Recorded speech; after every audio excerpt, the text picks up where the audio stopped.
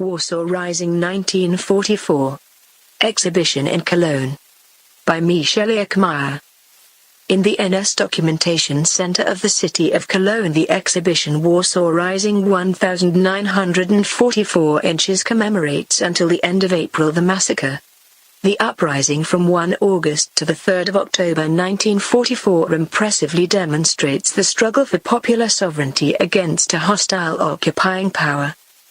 To this day, as the biggest battle in a city next to the Battle of Stalingrad during the Second World War, it constitutes a historic key event of Polish national identity.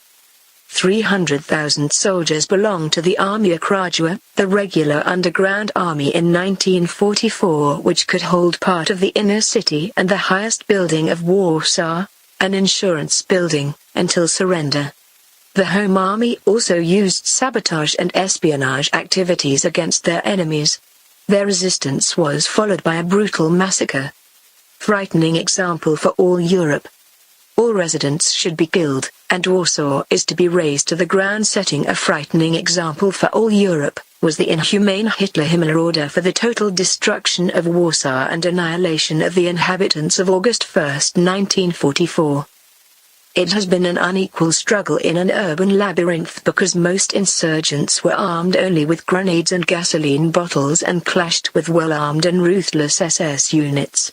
150,000 civilians and 18,000 soldiers were killed during the uprising.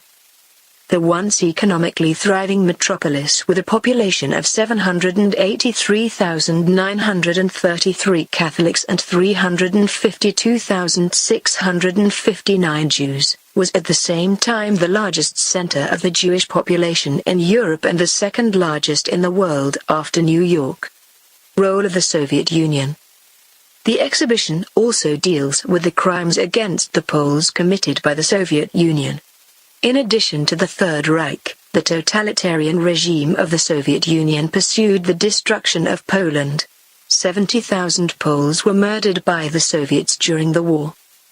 Height is the massacre of Katyn, the murder of about 22,000 Poles by the Communist Party of the Soviet Union in 1940. The Soviet propaganda that blamed Germany for the crime was so successful that until 1989 it was the official version in communist Poland. In January 1945, the former city of Warsaw was occupied by Polish and Soviet troops. Thus, the Warsaw Uprising went down in history as the largest single armed uprising against the then National Socialist Germany. However, Warsaw still had a victory. Principles of democracy and the rule of law of a legitimate government in exile could not be brought to its knees until the end.